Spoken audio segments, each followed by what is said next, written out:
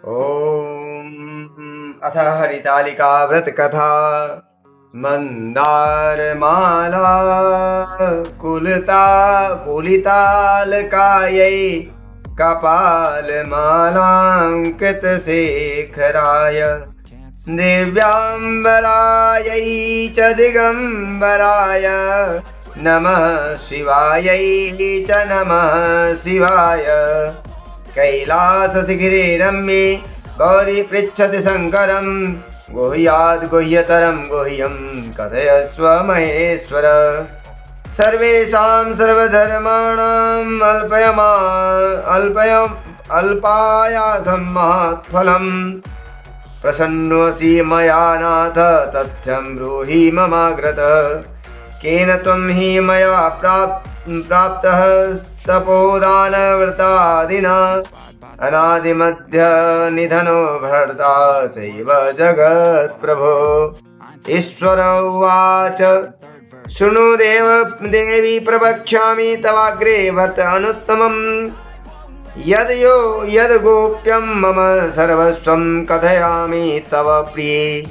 यथा चोडुगणे चन्द्रग्रहणं भानुरेव च वर्णानां च यथा विप्रो देवानां विष्णुरेव च। नदीनां च यथा गङ्गा पुराणां च भारतं वेदानां च यथा साम इन्द्रियाणां मनो यथा। पुराणानां वेद सर्वस्वं आगमेन यथोदितम् एकाग्रेण शृणुष्वैतद्य तथा दृष्टं पुरा व्रतम्। येन व्रतप्रभावेन प्राप्तम् अर्धासनं मम तत्सर्वं कथयिष्येऽहं तव मम प्रेयसी। यतः भाद्रे मासे शीते पक्षे तृतीयाहस्तसंयुते तदनुष्ठानमात्रेण सर्वपापात् प्रमुच्यते। शृणु देवी त्वया पूर्वं यद्व्रतं चरितं मम तत्सर्वं कथयिष्यामि यथावृत्तं हिमालये। पार्वत्युवाच कथं कृतं मया नाथ व्रतानामनुत्तमं व्रतं तत्सर्वं श्रोतुमिच्छामि त्वत्साकाशमहेश्वरः। शिव उवाच अस्ति तत्र महादिव्यो हिमवान् वै नगेश्वरः। नानाभूमिसमाकीर्णो नानाद्रुमसमाकुलः नानापक्षे समायुक्तो नानामृगचित्रितः। यत्र देवा सगन्धवा सिद्धचारणा गुह्यका विचरन्ति सदा हृष्टा गन्धर्वागीतपराः। अस्फटिकैः काञ्चनं शृङ्गं मणिवैदुर्यविभूषितं भुजैः लिखन्निवाकाशं सुहृदो मन्दिरं यथा हेमेन पूरितं तत्र गङ्गाध्वनिवो विनोदितः। पार्वती त्वं यथा बाल्ये परमाचरति तपः अब्धद्वादशकं देवी धूम्रपानं मधुमुखी। संवत्सर चतुष्षष्टि पक्वपर्णाशनं कृतं माघमासे जले मग्ना वैशाखे चाग्निसेविनी। श्रावणे च बहिर्वासा अन्नपानविवर्जिता। दृष्ट्वा तातेन तत्कष्टं चिन्तया दुःखितोऽभवत्। कस्मै देया मया कन्या एवं चिन्तातुरोऽभवत्। तदैव वासरे प्राप्तो ब्रह्मपुत्रस्तु धर्मवित्। नारदो मुनिशार्दूल शैलपुत्रे दिदृक्षया दत्त्वार्घ्यभिष्टं वाद्यं नारदं प्रोक्तवान् गृहे। हिमवान् उवाच किमर्थमागतः स्वामिन् वदस्व मुनिसत्तम। महाभागेन सम्प्राप्तं तदागमनमुत्तमं मम। नारद उवाच शृणु शैलेन्द्र मद्वाक्यं विष्णुना प्रेषितोऽस्म्यहम्। योग्यं योग्याय दातव्यं कन्यारत्नमिदं त्वयाः तवययाः वासुदेव समो नास्ति ब्रह्मशक्र शिवादिषु तस्मात् देया त्वया कन्या अत्रार्थे सम्मतं मम। हेमवान उवाच वासुदेव स्वयं देवकन्या प्रार्थयते यदि तदा मया प्रदातव्या त्वदागमनं गौरवात्। इत्येवं कथितं श्रुत्वा नभस्त्य अन्तर्धरे हरि मुनिः ययौ पीताम्बरधरं शङ्खं चक्रगदाधरं। नारद उवाच कृताञ्जलिपुटो भूत्वा मुनीन्द्रस्तमभाषत शृणु देव भवत्कार्यं विवाहो निश्चितस्तव। हिमवांस्तु ततो गौरी उवाच वचनं मुदा दत्तासि त्वं मया पुत्री देवाय गरुडध्वजे। श्रुत्वा वाक्यं पितुर्देवे गता च सखी मन्दिरं भूमौ पतित्वा त्वं तत्र विललापाति दुःखिता। सख्युवाच विलपन्ति तदा दृष्ट्वा सखी वचनं ब्रवीत् किमर्थं दुःखिता देवी कथयस्व ममाग्रत यद् भवत्याभिलाषितं करिष्येऽहं न संशयः। पार्वत्युवाच सखी शृणु मम प्रीत्यामनो अभिलिषितं मम महादेवं च भर्तारं करिष्येऽहं न संशय। एतन्मे चिन्तितं कार्यं तातेन कृतमन्यथा तस्मात् देह परित्यागं करिष्येऽहं न संशय। पार्वत्या वचनं श्रुत्वा सखी वचनं ब्रवीत् सख्युवाच पिता यत्र न जानाति गमिष्यामि हि तद्वनम्। इत्येवं सम्मतं कृत्वा नीतासि त्वं महद्वनं। पिता निरीक्षयामास हिमवांस्तु गृहे गृहे केन नीतास्ति मे पुत्री देवदानव किन्नरा। नारदाग्रे कृते सत्यं दास्ये च गरुडध्वजे। एतेवं चिन्तयाविष्टो मूर्छितोऽपि गतापः हा हा कृत्वा प्रधावन्तो लोकास्ते गिरिपुङ्गवम्। ऊचो गिरिवरं सर्वे मूर्छितारहेतुं गृहे वद दुःखस्य हेतु शृणुत कन्यारत्नं हृता मम। दृष्टां वा कालसर्पेण सिंहव्याघ्रेण वा हता न जाने क्व गता पुत्री केन तुष्टेन वा हृता। चकम्पे शोकसन्तप्तौ वातेनेव मातरुः गिरिर्वर्णाद्वनं तातस्वदालोकनकारणात्। सिंहव्याघ्रैश्च भल्लैश्च रोहिभिश्च महावनं त्वं चापि वेपेन घोरे व्रजन्ति सखिभिः। तत्र दृष्ट्वा नदी रम्यां ततीरे च महागुहां तां प्रविश्य सखी सार्धं भोग विवर्जिता संस्थाप्य बालुकालिंगं पार्वत्या सहितं मम। भाद्र शुक्ल तृतीयायां तम अर्चन्त्य तु हस्तवे। तत्र वाद्येन गीतेन रात्रौ जागरणं कृतं व्रतराज प्रभावेन आसनं चलितं मम। सम्प्राप्तो तदा तत्र यत्र त्वं सखिभिः सह। पार्वत्युवाच प्रसन्नोऽस्मि मया प्रोक्तं त्वं ब्रूहि वरानने यदि देव प्रसन्नोऽसि भर्ता तव महेश्वर। तथेयुक्त्वा तु सम्प्राप्तः कैलास पुनरेव च। ततः प्रभाते प्रतिमां नद्यां कृत्वा विसर्जनं पारणं तु कृतं तत्र सख्या सह तत्त्वया शुभे। हिमवानमपि तं देशमाजगाम धनं वनं चतुरासं निरीक्षस्तु विकलापतितो भुवि दृष्ट्वा तत्र नदीतीरे प्रसुप्तं कन्यकाद्वयम्। उत्थाप्योत संग्रामारूप्य रोदनं कृतवान् गिरिः। सिंहव्याघ्रादिभिर्युक्तं किमर्थं वनमागता। पार्वत्युवाच शृणु तात मया पूर्वं दत्ता स्वात्मा तु संकरे तदन्यथा कृतं तात तेनाहं वनमागता तथयुक्त्वा तु हिमिमानं नीतासि त्वं गृहं प्रति यथा प्रयुक्तमास्माकं कृत्वा वैवाहिकीं क्रियताम् तेन व्रतप्रभावेन प्राप्तं मूर्ध आसनं प्रिये तदादि व्रतराजस्तु कस्याग्रेण न्यवेदयन्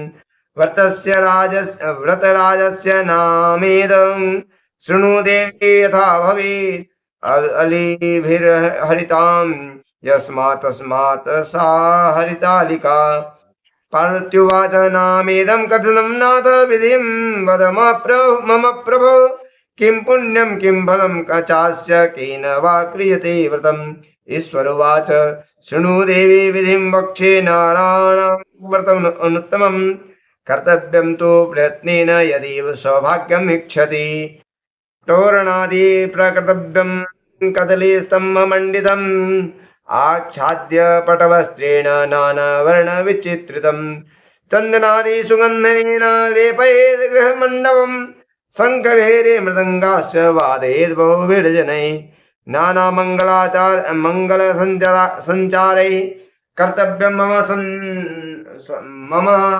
सद्मनि स्थापयेत् प्रतिमां तत्र पार्वत्या सहिता मम पूजयेत् बहुभिः पुष्पैः गन्धे धूपैर्महो मनोहरैः नानाप्रकारे नैवेद्यरूपोष्य जागरणं निशि नारिकेलैः पुङ्गफलैः जम्बीरैः सलवङ्गैः बीजपूरैस्तु नारङ्गैः फलैरन्यैर्विशेषतः ऋतुदेशोद्भव वैश्वश्चैव फलैश्च कुसुमैरपि धूपदीपादिभिश्चैव मन्त्रेणानेन पूजयेत् शिवायै शिवरूपिण्यै मङ्गलायै शिवेश्वरी शिवे सर्वार्थदेवी शिवरूपे नमोऽस्तु ते शिवरूपे नमस्तुभ्यं शिवायै सततं नमः संसारभय संत्रस्त्राहि मां सिंहवाहिनी येन कामेन भो देवी पूजितासि महेश्वरी राज्य सौभाग्यं मे देहि प्रसन्ना भव पार्वती मन्त्रेणानेन भो देवी पूजयेद् मया सह कथां श्रुत्वा विधानेन तद्यावस्त्रादिकं तथा ब्रह्मणाय प्रदातव्यं वस्तुधेनुहिरण्यकं कृत्यैव चैकचित्तेन दम्पतीभ्यां सहैवस्तु संकल्पमस्तु ततः कुर्याद् वस्त्रारत्नादिकं च यत् एवं या कुर्ते देवी सर्वपापैः प्रमुच्यते सप्तजन्म भवेद्राज्यं सौभाग्य सुखदायकं तृतीयायां तु या नारी अन्नाहारं समाचरेत् सप्तजन्म भवेद् वन्द्या वेदव्यं च पुनः पुनः दारिद्र्यं पुत्रशोकं च कर्कषा दुःखभागिनी सा पतिता नरके घोरे नोपवासं करोति या अन्नाहारात् सुकरी स्यात् फलभक्षेन मर्कटी जलौका जलपानेन क्षीराहारेण सर्विणी मांसाहार भवेद् व्याघ्री मार्जारी दधि भक्षणात् मिष्ठनात् पिपीलिका जन्ममक्षिका सर्वभक्षणात् निद्रावशेषनाजगरी कुकुटीपतिवञ्चनात् तस्मात् सर्वप्रयत्नेन व्रतं कुर्युः सदा स्त्रियः काञ्चनं राजतं ताम्रं यथा वंशस्य भाजनं दापयेदन्नं विप्राय पार्णं तदन्तरम् एवं विधिं या कुरुते च नारी मया निभं सा लभते च स्वामिनं विनाशकाले तव तुल्यरूपं सायुज्य भुक्तिं लभते च मुक्तिम् अश्वमेधसहस्राणि वाजपेयशतानि च कथाश्रवणं मात्रेण तत्फलं प्राप्यते नरः एतदेकदिदं देवी व्रतानामनुत्तमं यत्कृत्वा सर्वपापेभ्यो मुच्यते नात्र न संशयः इति हरितालिका व्रत कथा। अधुना हिंदी भाषायाम, अब हिंदी भाषा में इसको पढ़ देता हूं। शिव जी बोले, पूजन करने के बाद कथा सुने। सूत जी कहते हैं, मंदार की माला से जिन पार्वती का केश पास अलंकृत है और मुंडों की माला से जिन शिव जी की जटा अलंकृत है, जो पार्वती दिव्य वस्त्र धारण की हैं और जो दिगंबर हैं, ऐसे श्री पार्वती तथा शिव जी को प्रणाम करता हूँ। रमणीक कैलाश पर्वत के शिखर पर बैठी हुई श्री पार्वती जी कहती हैं, हे महेश्वर, हमें कोई गुप्त व्रत या पूजन बताइए जो सब धर्मों से सरल हो, जिसमें परिश्रम भी कम करना पड़े लेकिन फल अधिक मिले। हे नाथ, यदि आप मुझ पर प्रसन्न हो तो यह विधान बताइए। हे प्रभु, किस व्रत, तप, आदान आदि से मध्य और अंत रहित आप जैसे महाप्रभु हमको प्राप्त हुए हैं। तब शिव जी बोले, हे देवी सुनो, मैं तुमको एक व्रत जो मेरा सर्वस्व छिपाने योग्य है, लेकिन तुम्हारे प्रेम के वशीभूत होकर मैं तुम्हें बतलाता हूं। शिव जी ने कहा, भारतवर्ष में जैसे नक्षत्रों में चंद्रमा, ग्रहों में सूर्य, वर्णों में ब्राह्मण, देवताओं में विष्णु भगवान, नदियों में गंगा, पुराणों में महाभारत, वेदों में सामवेद और इंद्रियों में मन श्रेष्ठ है, सब पुराणों और वेदों का सर्वस्व जिस तरह कहा गया, मैं तुम्हें एक प्राचीन व्रत बतलाता हूं। एकाग्र मन से सुनो। जिस व्रत के प्रभाव से तुमने मेरा आधा आसन प्राप्त किया, वह मैं तुमको बतलाऊंगा, क्योंकि तुम मेरी प्रेयसी हो। भाद्रपद मास में हस्त नक्षत्र से युक्त शुक्ल पक्ष की तृतीया तिथि को उसका अनुष्ठान मात्र करने से स्त्रियां सब पापों से मुक्त हो जाती हैं। हे देवी, तुमने आज से बहुत दिनों पहले हिमालय पर्वत पर इस व्रत को किया था, यह वृतांत मैं तुमसे कहूंगा। पार्वती जी ने पूछा, हे नाथ, मैंने यह व्रत किया था, यह आपके मुख से सुनना चाहती हूं। उत्तर की ओर एक बड़ा रमणीक और पर्वतों में श्रेष्ठ हिमवान नामक पर्वत है। उसके आसपास तरह तरह की भूमियां हैं, तरह तरह के वृक्ष उस पर लगे हुए हैं, नाना प्रकार के पक्षी और अनेक प्रकार के पशु उस पर निवास करते हैं। वहां पहुंचकर गंधर्वों के साथ बहुत से देवी देवता, सिद्धचारण, पक्षीगण सर्वदा प्रसन्न मन से विचरते हैं। वहां पहुंचकर गंधर्व गाते हैं, अप्सराएं नाचती हैं। उस पर्वतराज के कितने ही शिखर ऐसे हैं जिनमें स्फटिक रत्न और वैदुरी मणि आदि की खानें भरी हैं। यह पर्वत ऊंचा तो इतना अधिक है कि मित्र के घर की तरह समझकर आकाश का स्पर्श किए रहता है। उसके समस्त शिखर सदैव हिम से आच्छादित रहते हैं और गंगा जल की ध्वनि सदा सुनाई देती रहती है। हे पार्वती, तुमने बाल्यकाल में उसी पर्वत पर तपस्या की थी। 12 वर्षों तक तुम उल्टे टंकर केवल धुआं पीकर रही। 64 वर्षों तक सूखे पत्ते खाकर रही। माघ मास में तुम जल में बैठी रहती। वैशाख की दोपहरिया में पंचाग्नि तापती थी। सावन महीने में जल बरसता तो तुम भूखी प्यासी रहकर मैदान में बैठी रहती थी। तुम्हारे पिता इस तरह के कष्ट सहन को देखकर बड़े दुखित हुए। वे चिंता में पड़ गए, तुम्हें अपनी कन्या किसको दो। उसी समय नारद जी वहां आ पहुंचे। मुनि श्रेष्ठ नारद जी उस समय तुम्हें देखने गए थे। नारद जी को देखकर गिरि ने अर्घ्य, पाद्य, आसन आदि देकर पूजन की। हिमवान बोले, हे स्वामिन, आप किस लिए आए हैं? मेरा अहोभाग्य, आपका आगमन मेरे लिए अच्छा है। नारद जी बोले, हे पर्वतराज, सुनो, मैं भगवान विष्णु का भेजा हुआ आपके पास आया हूं। आपको चाहिए कि यह योग्य कन्या रत्न किसी को योग्य वर को दो। भगवान विष्णु की समान योग्य वर ब्रह्मा, विष्णु, इंद्र, शिव इसमें से कोई नहीं। इसलिए मैं यही कहूंगा कि आप अपनी कन्या भगवान विष्णु को ही देवें। हिमवान बोले, भगवान विष्णु स्वयं मेरी कन्या ले रहे हैं और आप यह संदेश लेकर आए हैं तो मैं उन्हें अपनी कन्या दूंगा। हिमवान की इतनी बात सुनकर मुनिराज नारद आकाश में विलीन हो गए। वे पीताम्बर, शंख, चक्र, गदा और गदाधारी भगवान विष्णु के पास पहुंचे। वहां हाथ जोड़कर नारद जी ने भगवान विष्णु से कहा, हे देव सुनिए, मैं आपका विवाह पक्का करा दिया। उधर हिमवान ने पार्वती के पास जाकर कहा, हे पुत्री, मैंने तुम्हें भगवान विष्णु को दे डाला। तब पिता की बात सुनकर तुम बिना उत्तर दिए ही अपनी सखी के घर चली गई। वहीं जमीन पर पड़कर तुम बड़ी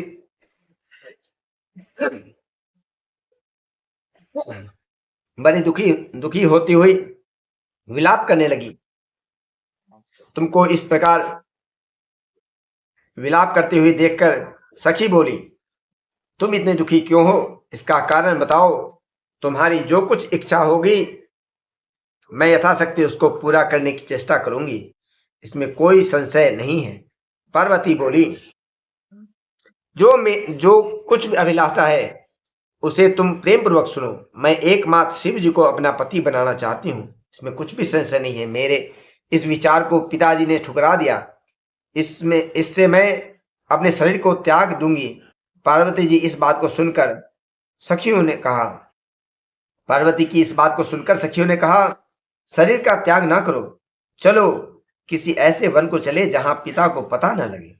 ऐसी सलाह कर तुम वैसे वन में जा पहुंची। उधर तुम्हारे पिता घर घर तुम्हें खोजने लगे। दूतों द्वारा भी खबर लेने लगे कि कौन देवता या किन्नर मेरी पुत्री को हरण करके ले गया है।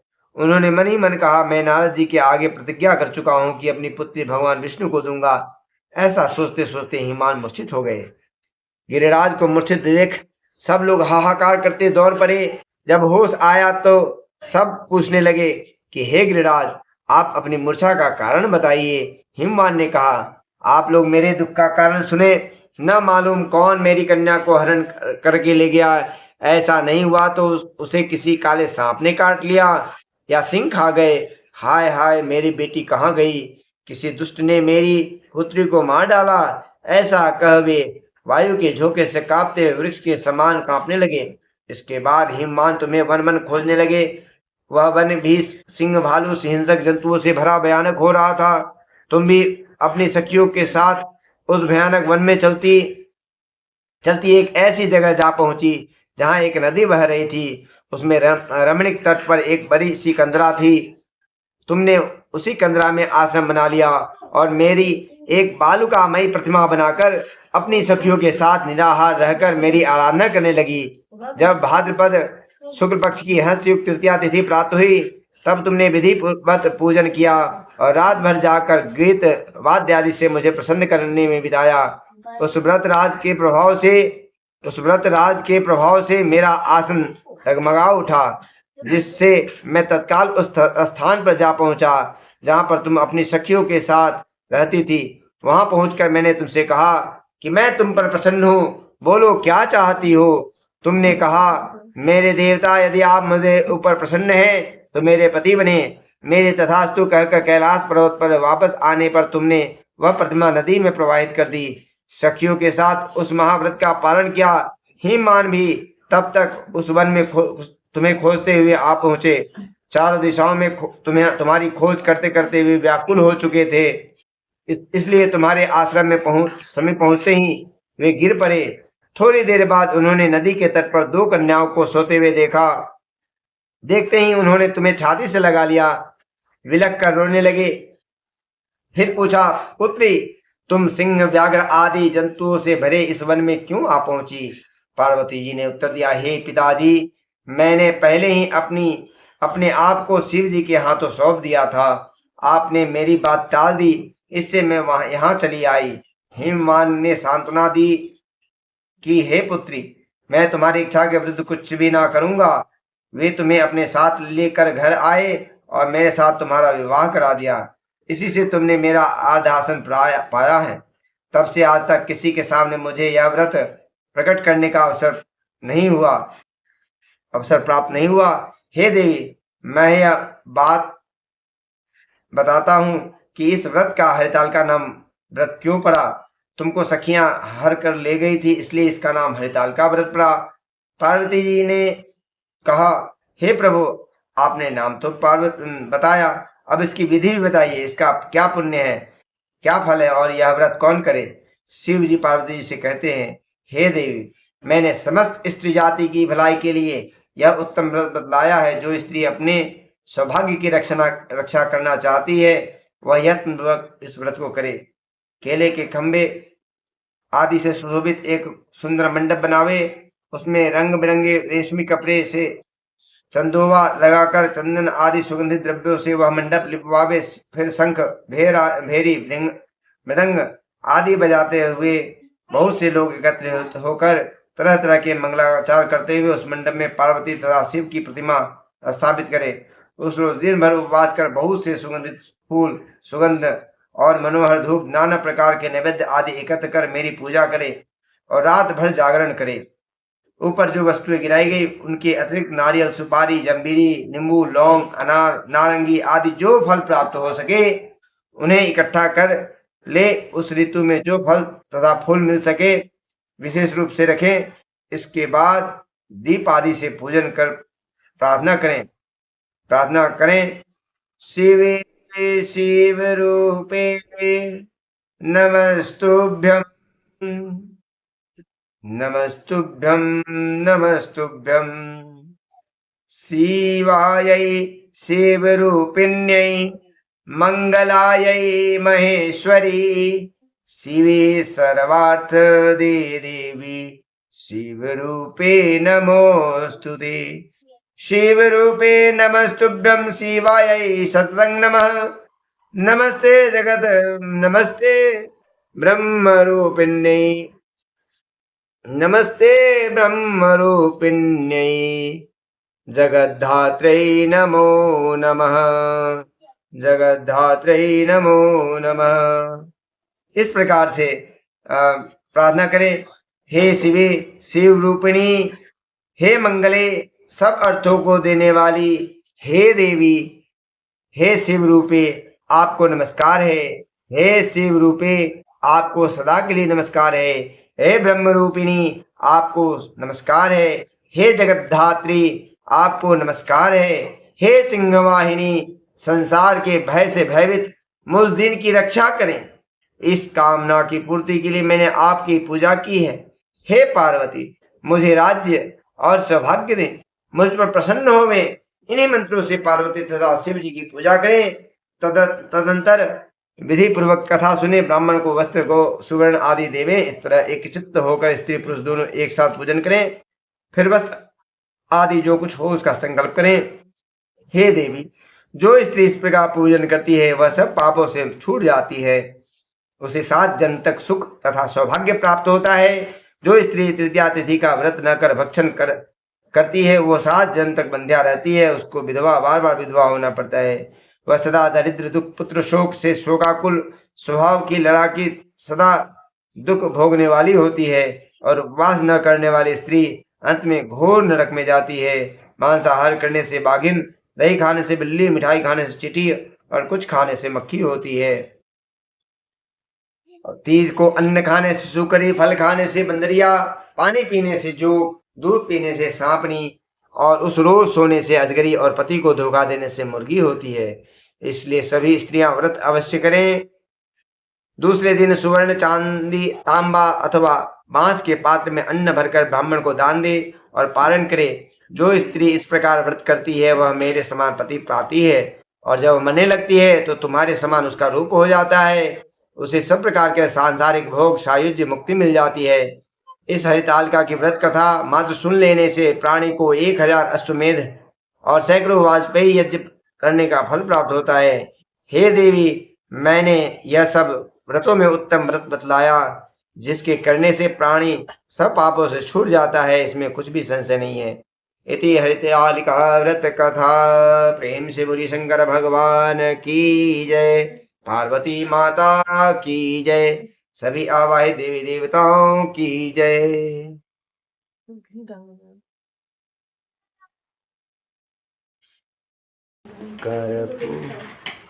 कर्पूरगौरं करुणावतारं संसारसारं भुजगेन्द्रहारं सदा वसन्तं हृदयारविन्दे भवं भवानी सहितं नमामि।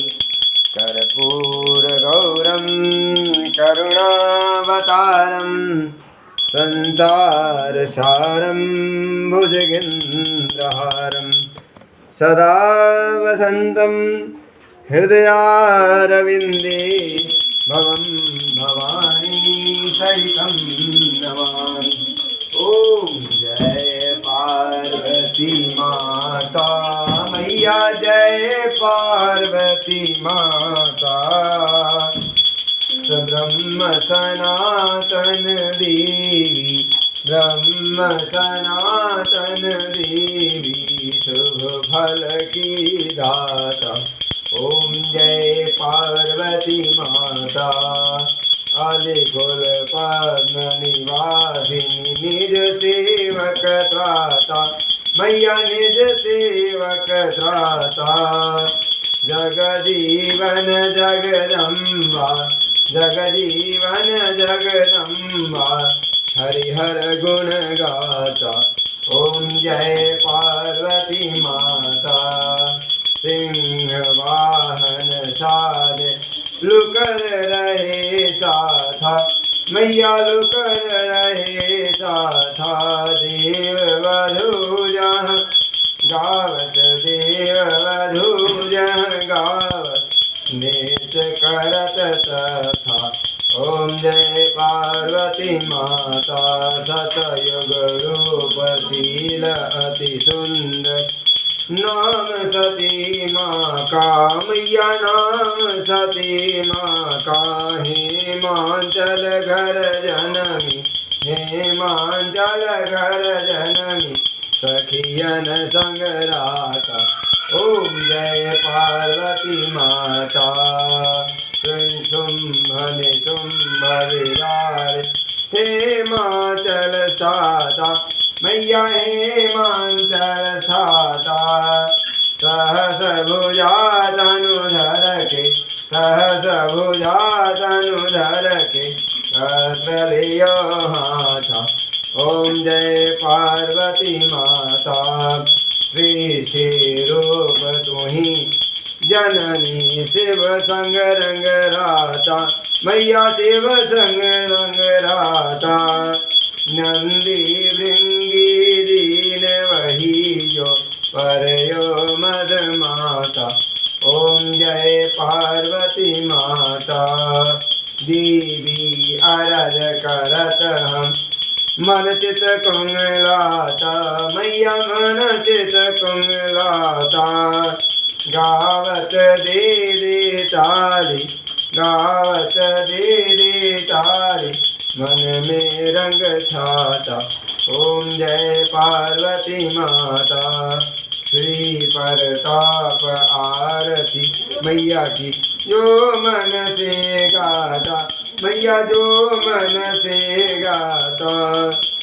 स्वर्ग सुखी निज रहता, स्वर्ग सुखी निज रहता, सुख संपत्ति पाता। ओम जय पार्वती माता। शिव जी की आरती। शीश गंग अर्धंग पार्वती, सदा विराजत कैलासी। नंदी भृंगी नृत्य करत हैं, गुण भक्तन की शिवराशि। शीतल मंद सुगंध पवन वह, बैठे हैं शिव अविनाशी।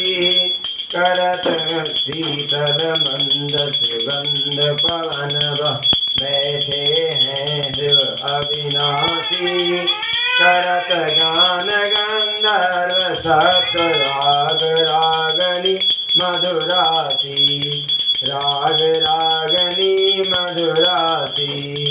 यक्ष रक्ष भैरव जहाँ डोलत बोलत हैं मन के वासी। कोयल शब्द सुनावत सुंदर, कोयल शब्द सुनावत सुंदर। भ्रमत करत हैं गुंजासी, भ्रमत करत हैं गुंजासी। कल्पद्रुम अरु परिजात तरु, लाग रहे हैं भक्त अठासी। कामधेनु कोटि डोलत, करत फिरत हैं भिक्षासी।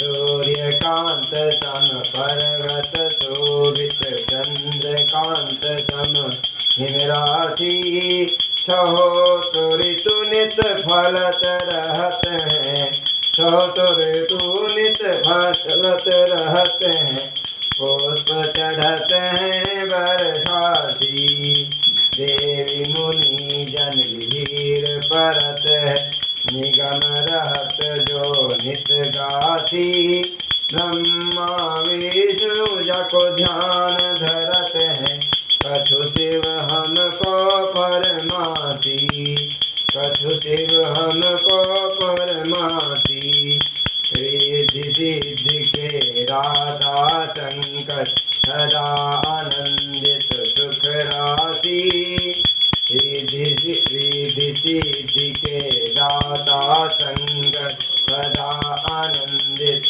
सुख राशि जिनकी सुमिरन सेवा करत जिनकी सुमिरन सेवा करत टूट जाए यम की फांसी त्रिशूलधारी जी को ध्यान धरंतर मन लगाए जो योगासी दूर करो विपदा शिव तनु की दूर करो विपदा शिव तनु की जन्म जन्म शिव पद पासी कैलासी काशी के वासी अविनाशी मेरी सुध लीजो सेवक जन जान सदा चरणन को अपनो जान कृपा कीजो सेवक जन जान सदा चरणन को अपनो जान